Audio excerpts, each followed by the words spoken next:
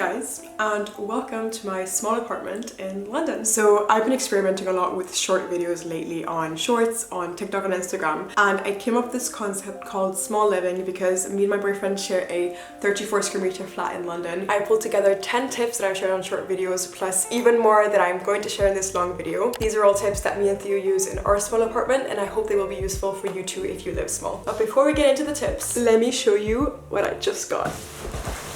It's my new Emma mattress. As a young person living in an expensive city, I definitely have to be considerate with how I use my money. But I remember I told Theo this when I moved in, and it was that if there's one thing I'm willing to invest in, it is my sleep. Because sleep impacts every aspect of waking life, from concentration to attention to memory. And so I'm so excited that my Emma mattress is here. Let's unbox.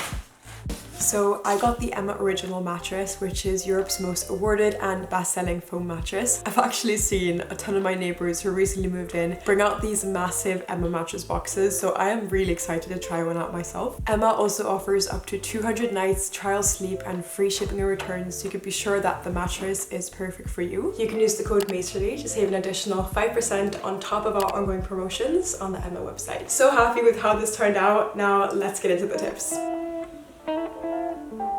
So my first tip is making the most out of the space you already have with the furniture you own. So I got these boxes from IKEA. They're really handy because you could buy as many as you want. You can put them wherever you want. You can put them on top of your closet, under your bag, wherever. And they also come with a lid to prevent dust from entering the box. It's nice and spacious. And this is basically going to fit everything that I can't fit into my closet and all those extra things that you need in a bedroom, like extra bed sheets, extra linens, as well as my seasonal stuff like winter clothes, which I will be bringing out soon because it's getting increasingly colder. But yeah, you get the thing. And because I don't want any tears in my floors, this is a rental, I attached some felt underneath these boxes to make sure they slide really easily underneath my bed.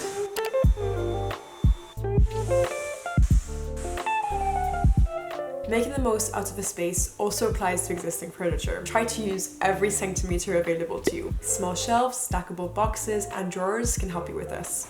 These boxes are going to transform the closet. I was looking for these types of deep and wide boxes for quite some time. Ones that wouldn't be ruined by heavy clothes, that wasn't just made for paperwork. It was tough to find these. And I got these from Muji. I also got drawer dividers. And we're gonna transform this wardrobe. Let's go.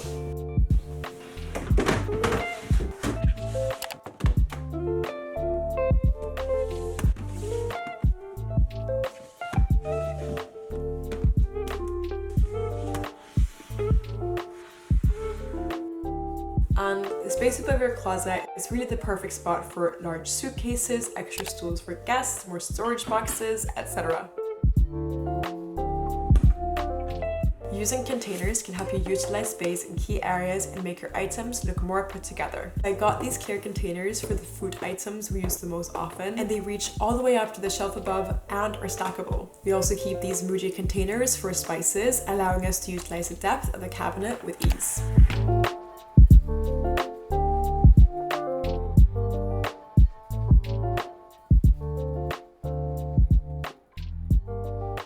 The same container tip can be used for shower products. So I got these bottles from Amazon, and make sure you get either plastic or steel ones so they won't shatter if you decide to recreate. I went ahead and created labels using the Cricut design space on my computer, and I used white vinyl for the text part and black vinyl for the square background.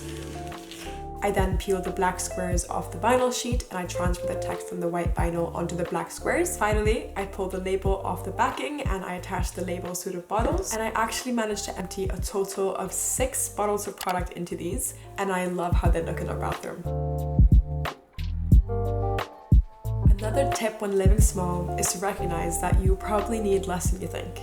If you live in a bigger house, often people tend to store tons of cleaning products, extra toilet paper, extra brushes, but this is the only space we have for cleaning products, and obviously we can't fit a lot. Also, we can't change this system that's inside because there's actually like water pipes and everything down here, so we're just gonna have to keep the layout as is. That kind of forces us to be minimalistic, I guess, with our cleaning products. It's actually surprising how little you actually need to get through on a daily basis. have like some multi-surface cleaner, mildew spray, vanish, some laundry products in the back, one extra sponge, and a few bin bags and like dishwashing tablets. And when the bottle is completely empty, we go to the store, we buy a new one, so we never end up with more than one bottle of each thing. The same with toilet paper. Normally we buy 4 at a time because we have limited space. We only have exactly what we need, and although it means more trips to the supermarket, we don't actually mind. We live very close, and yeah.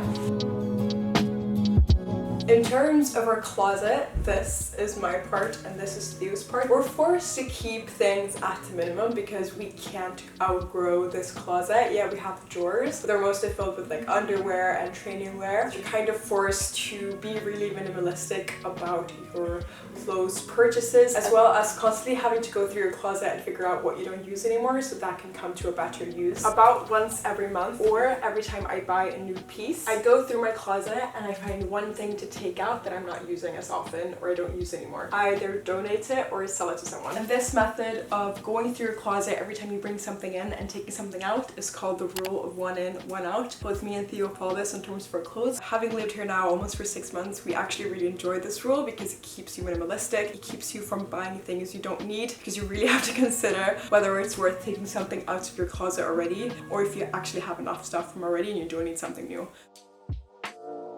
If you're buying furniture, try finding ones that have multiple purposes. The thing about small apartments is that every room needs to serve multiple purposes. For example, this is the living space in the flat, but it's also my home office, our dining room, it's the hangout spot when we have friends over, the guest room for visitors. And so when we picked out furniture, it needed to fit into all of these different usage areas, which isn't always easy. Me and Theo decided to get a modular sofa so that we could move the pieces around whenever we need to use the sofa for a different purpose. This is our normal setup.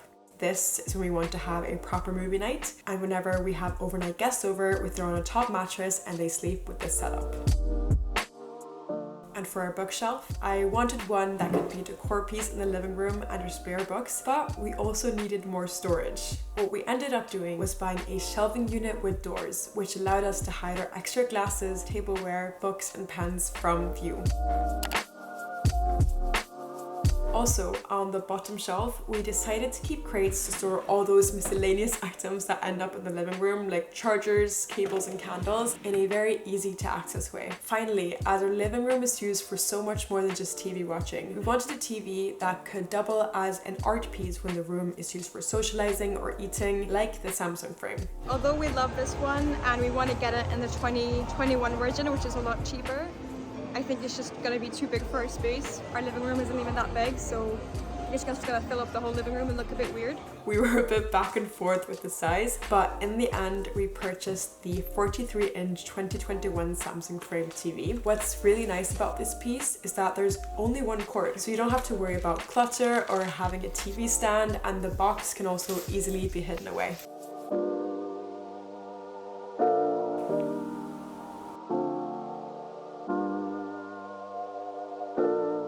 One of the easiest space-saving tricks I learned while living in a 6 square meter dorm was that I could store everything I couldn't squeeze into the space in my suitcases.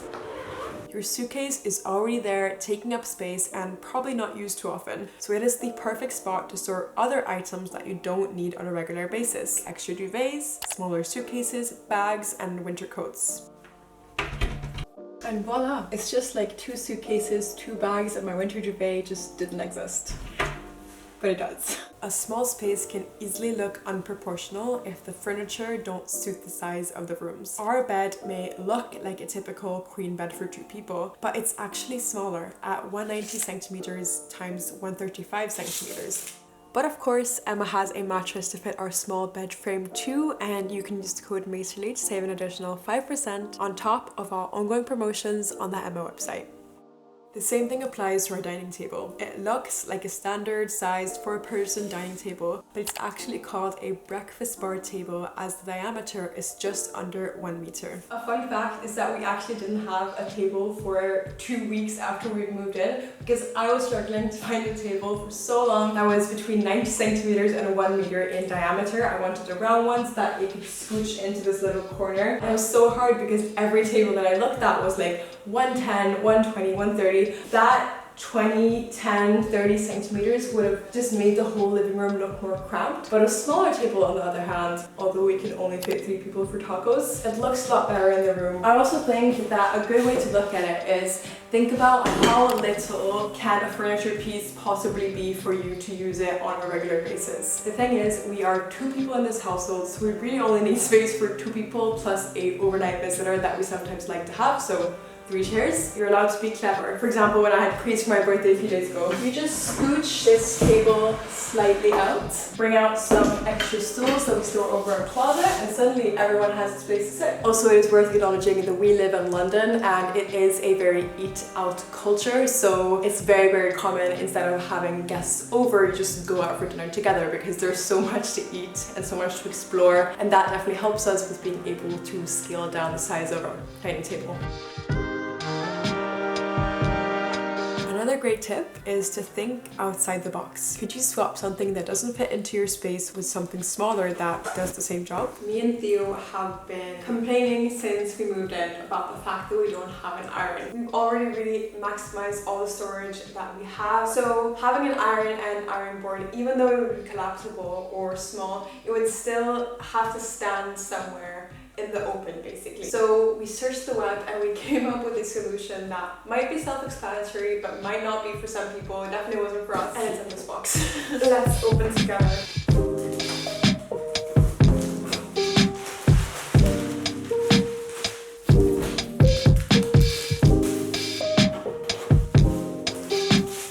This is the size of the steamer. It reminds me a lot of my hairdryer. Actually, it's like literally the exact same size. I also got some steaming water because we have hard water in London, so if you use that to steam your clothes, your steamer might actually get burned. So this is the size of our cleaning cupboard, basically where we store all of our cleaning and laundry supplies. I use crates to organize all the different products. And since the steamer is so small, it can actually fit inside the cupboard. So what I did was attaching this command hairdryer hanger on the door of the cabinet, and now it's super easy for me to just go and steam my clothes if I need to. The steamer leaves my clothes without any wrinkles, so it basically does the same job as an iron, but without taking up too much space. Another piece you can easily swap out to save space is the horizontal clothes rack. Instead, find a vertical one so you can air your clothes by taking advantage of your apartment's height instead of its length, allowing you more room to move around when doing laundry. And finally, take advantage of all the awkward spaces in your flat. So me and Theo were looking for a drawer to fit into this indent in our wall, this abnormal kind of awkward shape. We measured it out and we went to IKEA and we spent like an hour inside the drawer kind of section. We could not find a single drawer. We basically went with our measuring band, measuring out everything. But there was a hidden drawer that we didn't see, and it was exactly the size that would fit perfectly into this indent. Now if you look at the room, by being able to basically slide this into the indent, we're saving, yeah, I'd say like 15 centimeters at least of space in this room, which makes this whole little walking area a lot bigger, and also the space between the bed and the window a lot bigger.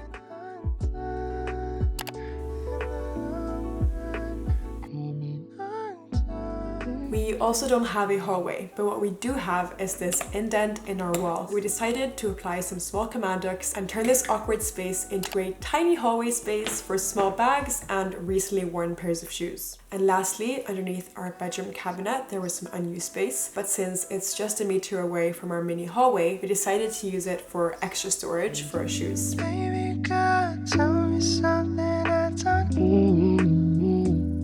Thank you guys so much for watching this video. I hope some of these tips will help you out in your small apartment, and I will see you soon. Bye!